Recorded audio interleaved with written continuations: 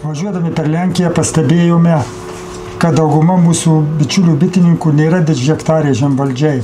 Jie neturi didelių žemės plotų, o savo bitynus jie įkūrė nedideliuose sodybiniuose sklypeliuose.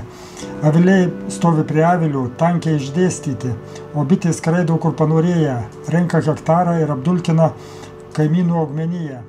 Tai važiuojam dabar pas bitininką Krzysztof Locą. Jis yra vienas didžiausių motinėlių augintojas Lenkijoje. Krzysztof Locas, aš manau, ten ne 1000 bičių motinų išaugina. Daug metų auginantis bitininkas, produkuoja dirbtinio sėklinimo aparatūrą. Jisai, kai ką gal ir savo įsigysiu, kai kurių priemonių iš jo. Tai gal ir mane sudomins, taip sakant, gal ir motinėlė kokią įsigysiu ir aš, taip sakant. Jeigu negaila pinigų. Negaila, nes Vilniuje nemažai perku motinėlių. Tai jisai, kiek žinau, Karnikos ir Kaukazo bičių rases augina. Ir pagrindė dirbtinai vaisintas augina, bet jo kainos yra nebrangios. Kad Kaukazo jisai čia augina, ką žiūrėjau, čia poreikis Kaukazo. Nu tai vat paklausim. Sužinosim. Tai. O šiandien buvom dar veterinarijos preparatų gamykloj. Pamatėm teritoriją, pamatėm kokius preparatus gamina, tai pagrindė gaminas jie bičių papildus stimuliuot, kad stiprėtų ir stiprinti imuninę sistemą ir nuo erkių su veikliaja medžiaga mitrazė. Tai dūminimo tabletės, kur padegamos. Anksčiau ir Lietuvoje tos tabletės buvo populiariai naudotos ir aš naudodavau. Į alaus butelio kamštelį įdėdavai, padegdavai, per laką įkišdavai, dūmų debesis ir tada iškrisdavo per keletą minučių erkės. Tai jie iki šiol gamina šitas tabletės, Lenkijos rinkoje parduoda. Tai mes pažiūrėjom, tikrai vitrinų ten parodė gražiai, gaila, kad mes negalėjom patekti į cechą, bet matyt gal dėl sterilumo, dėl apsaugos ir visokie reikalavimai. Tikrai gamykla, pagal jų duomenis, tikrai yra įspūdinga ir daug daro ir vienas žmogus įkūrė ją. Tiesiog ta privati iniciatyva mūsų gyvenime nemažai reiškia. Tai ta gamykla, mes paklausinėjom, buvo anksčiau valstybinė, paskiau buvo privatizuota ir dabar privati. Liktais Lenkijos rankose, ar ne? Lenkijos rankose. O kaip tu galvoji, kas negero yra, palyginus su Lietuvos bitininkystė? Nu, teko šnekėti ne į kamerą su instituto darbuotojais. Visam gyvenime yra pliusas ir minusas. Jeigu mes savo žiūrovam nepapasakosim kitos pusės, tai nebūsim pusiausvyruoti. Taip, tai irgi susiduria su medaus sunkumais realizuojant. Kiek girdėjau, kainos apie 2 eurus supirkimo, bet labai sunkiai perka už tos 2 eurus.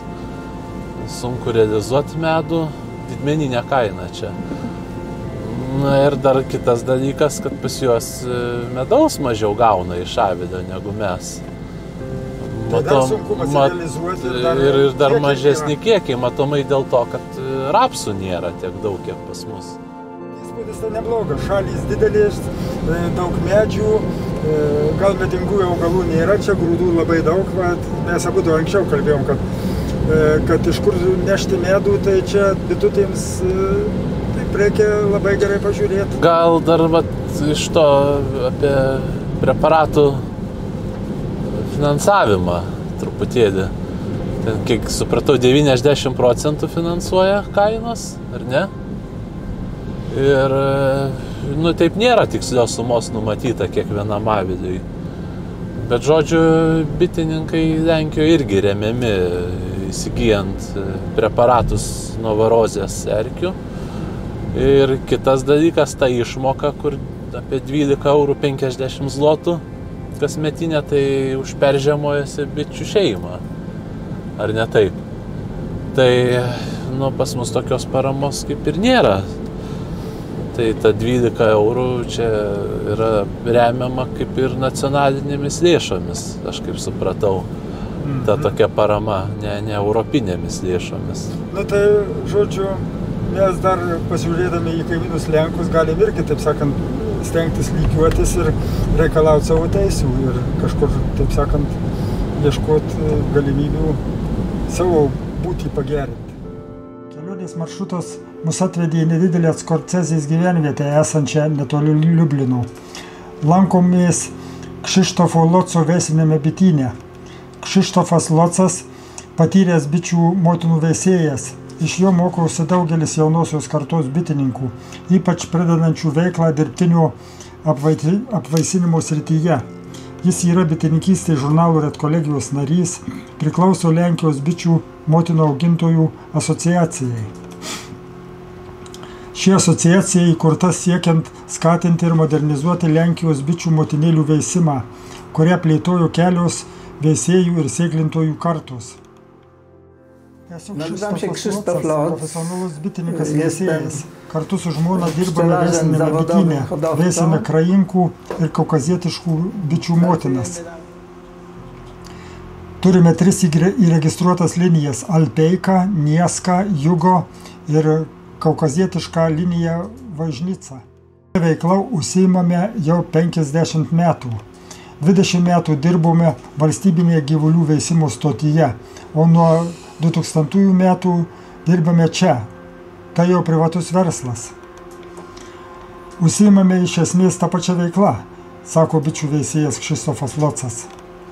Kiek bičių šeimų turite savo ūkyje?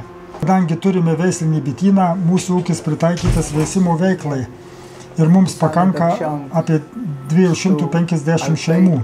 Sezono metu sudarome ir apie 300. Kuo skiriasi veislinis bitynas nuo paprasto bityno? Gamybinis bitynas orientuotas į medaus ir kitų produktų gamybą, o mes savo gamybą pritaikome motinėlių atrankai ir veisimui ir jų apvaisinimui tiek savo reikmėms, tiek pardavimui.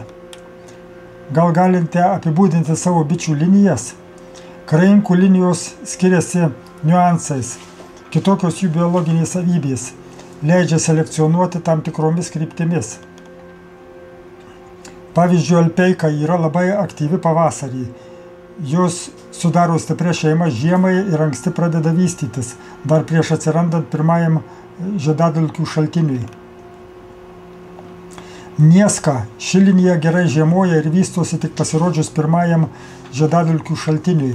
Dėl to dažnai pavėluoja pasiruošti ankstyviems medunešiams, pavyzdžiui, sodams ir rapsams pradėjus žydėti.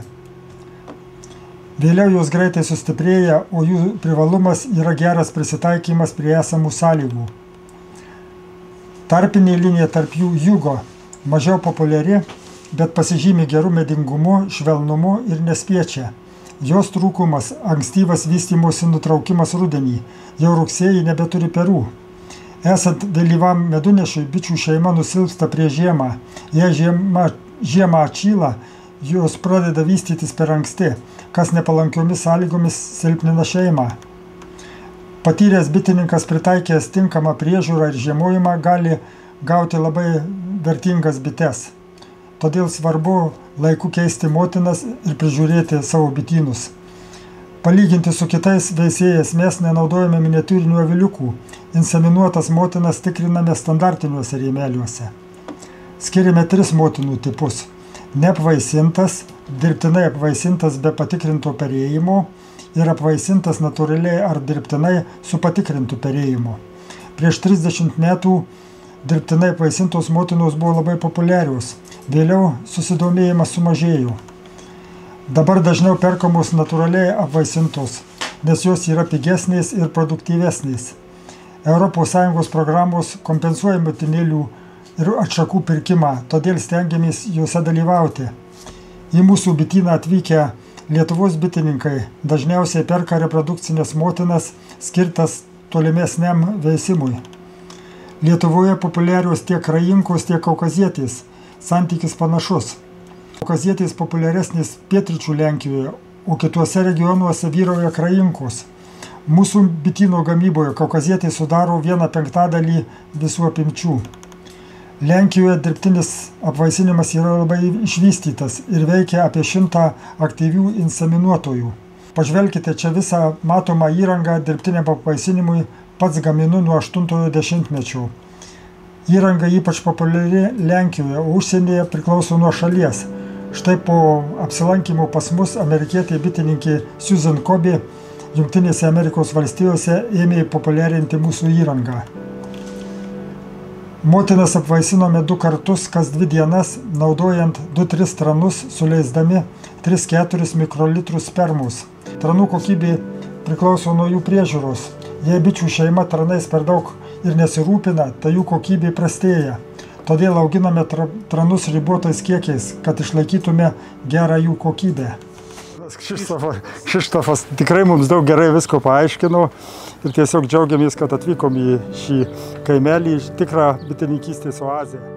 Lankomės pono Krzysztofo ūkyje, matote, kaip gražiai viskas sudėstyta, gražiai nudažyta, aviliai ir čia tikra yra bičių motinų veisykla ir tranų auginimas ir pavyzdingai kovojama su erkėmis varoa, naudoja amitrazės sudėties tabletės ir štai tokiam uždaram, gražiam, kompaktiškam ūkyje gimsta naujos gražios idėjos. Krzysztofo ūkį matom, kad čia tiesiog ne tik bitynas, bet yra gražiai sutvarkytas sodas, gražia aplinka ir bitėms atsigerti, ir vandens baseinai.